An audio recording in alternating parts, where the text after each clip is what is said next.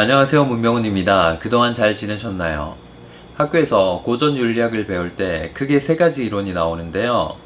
전에 봤던 아리스토텔레스의 덕윤리가 첫 번째고 칸트의 의무론적 윤리가 두 번째죠. 세 번째가 제러미 벤담과 존 스튜어트 밀의 공리주의인데요. 언뜻 보기에 공리주의는 앞선 두 이론에 비해 무게감이 떨어져 보입니다. 공리주의에서 판단 기준은 쾌락과 고통인데요. 그래서 공리주의자들이 인간을 동물적 존재로 파악하고 개인의 권리와 자유를 파괴한다고 생각하는 경우도 많습니다. 저는 이런 생각이 대부분 공리주의에 대한 오해에서 나온 거라고 봅니다. 중고등학생만 되어도 육체적 쾌락과 고통만으로는 도덕적 판단을 할 수 없다는 걸 압니다. 침해할 수 없는 개인의 자유와 권리가 있다는 데에도 동의하고요. 학생들도 쉽게 떠올리는 비판을 공리주의자들이라고 몰랐을까요?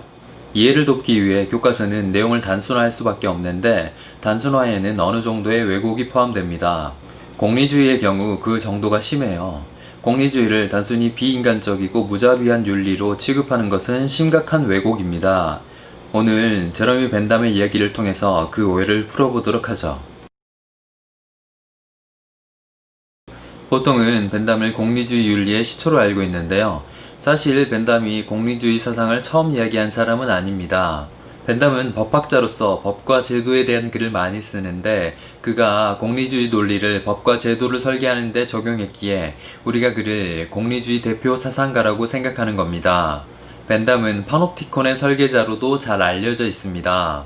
파놉티콘은 진행되는 모든 것을 한눈에 파악할 수 있는 능력을 뜻하는 용어로 수감자를 효율적으로 감시할 수 있도록 설계된 원형 과목의 이름입니다. 이 과목은 벤담이 추구하는 바를 잘 보여주는데 그는 체계적인 과목 시스템을 설계해서 과목 관리의 효율성을 달성하고자 했습니다. 이런 사고방식은 과목뿐만 아니라 사회에도 적용됩니다. 합리성을 바탕으로 효율적인 사회를 설계하는 것이 벤담의 목표였습니다.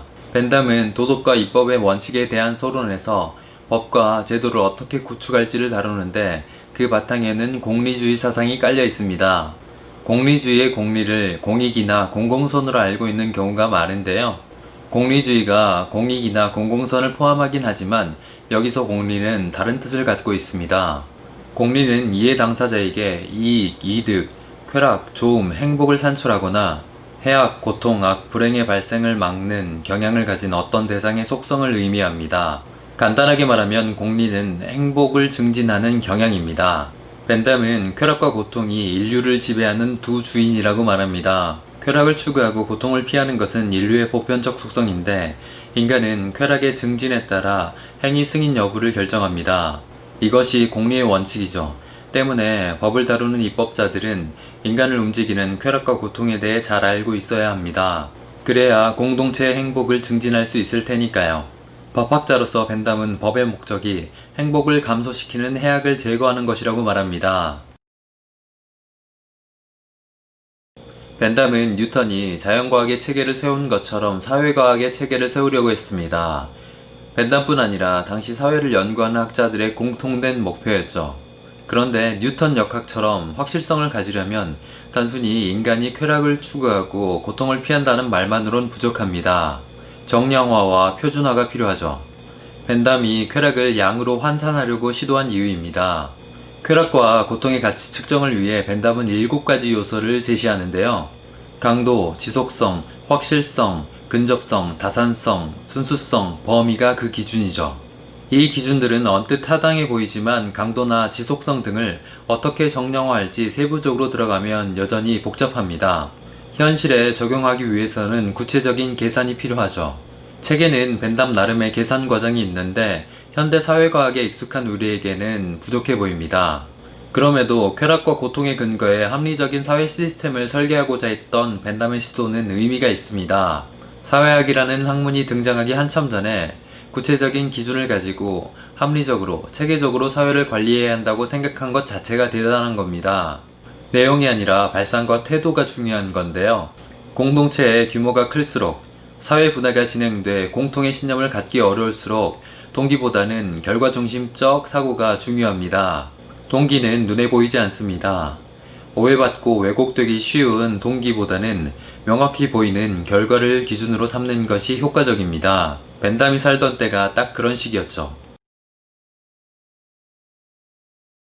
벤담의 이론을 자세히 살펴보면 교과서에서 봤던 것보다 훨씬 더 정교하다는 걸 알 수 있는데요.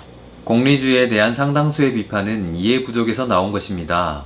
벤담에 대한 비판은 크게 세 가지로 나눌 수 있는데요. 첫 번째는 벤담의 공리주의가 인간을 단순한 동물적 존재로 취급한다는 비판입니다. 이 비판은 같은 공리주의자인 밀의 글과 자주 언급됩니다. 우리가 배부른 돼지와 배고픈 소크라테스로 잘 알고 있는 내용이죠. 밀은 쾌락의 질적 차이를 강조하며 이렇게 말합니다. 결국 만족하는 돼지보다 불만족스러워하는 인간이 되는 것이 더 낫다. 만족하는 바보보다 불만을 느끼는 소크라테스가 더 나은 것이다. 밀이 벤담보다 쾌락과 효용의 다양성을 강조한 것은 사실이지만 벤담이 인간을 단순 자극에 반응하는 실험실의 쥐로 본 것은 아닙니다. 벤담도 쾌락과 고통의 복잡성을 이해하고 있었습니다. 그는 여러 개의 쾌락이 결합된 복합적인 쾌락에 대해 이야기하고 여러 종류의 쾌락과 고통에 대해 설명합니다. 여기에 더해 개인마다 쾌락과 고통을 받아들이는 감수성이 다르다고 말하죠. 벤담이 공리의 다양성과 복잡성을 제대로 다루지 못했다고 말할 수는 있겠지만 인간을 동물적 존재로 본다는 비판은 근거가 빈약합니다. 두 번째는 공리주의가 동기를 무시하고 결과만 중시한다는 비판입니다. 벤담이 결과 중심적 사고를 강조하긴 하지만 동기를 간과하진 않습니다. 그는 법학자로서 행위를 둘러싼 상황, 행위의 원인이 되는 의도와 동기 등 여러 측면을 탐구합니다. 때문에 벤담이 다른 요소를 무시하고 결과만 주목했다는 비판은 가혹합니다. 동기를 무시한 것이 아니라 결과 중심 판단이 더 중요하다고 생각한 거죠. 막상 벤담은 인간의 여러 동기 중 선의가 공리에 가장 부합하는 동기라고 생각했습니다. 그는 공리의 명령은 가장 광범위하고 계몽된 자비심의 명령이다고 했는데요. 사회 구성원이 공리를 추구해야 한다는 주장에는 사회의 행복을 증진하고자 하는 동기가 숨어있는 셈입니다. 어린 학생들에게는 동기 중심의 교육이 필요합니다. 선의나 배려심을 가지고 타인을 대하는 것은 누구에게나 필요한 태도니까요. 그런데 꼭 선의나 배려심이 좋은 결과로 이어지는 것은 아닙니다. 교통사고를 당한 사람이 불쌍하다고 의료지식이 없는 행인이 치료를 한다면 어떨까요? 딸이나 조카처럼 아끼는 마음에서 상사가 부하 직원에게 부적절한 신체 접촉을 하는 건요. 자신의 행동이 낳을 결과에 대한 고려가 없다면 선의나 배려심은 그 어떤 동기보다 더 악랄해집니다. 어른이 된다는 건 결과를 고려할 능력이 있다는 뜻일 겁니다. 세 번째는 공리주의가 소수자의 인권을 무시한다는 비판입니다. 이 비판은 트롤리 딜레마와 함께 언급되는데요. 인부 5명이 일하고 있는 선로에 브레이크가 고장난 기차가 달리고 있습니다. 이대로 가다간 5명은 반드시 죽습니다. 선로를 변경하면 5명은 살릴 수 있지만 바뀐 선로에서 일하는 1명이 죽게 되죠.